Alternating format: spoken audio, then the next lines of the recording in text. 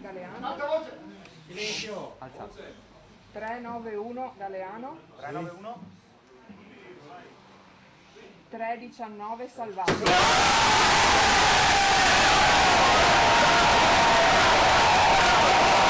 È finita così oggi pomeriggio a Preganziolo. Paolo Galeano si riconferma sindaco e lo fa già al primo turno, battendo la candidata del centrodestra Valeria Salvati.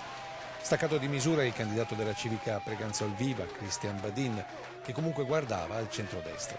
Questi comunque i numeri per le 15 sezioni di Preganziol.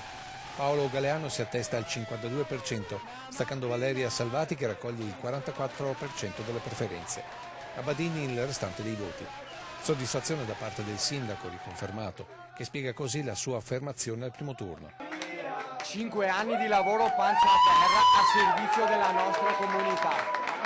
Sconfitta che brucia in casa Lega, dove si sperava che il traino nazionale di Salvini e soprattutto quello regionale di Zaia riportassero, dopo l'era Marton, chiusa nel 2014, la Lega alla guida di uno dei comuni più importanti della fascia attorno a Treviso.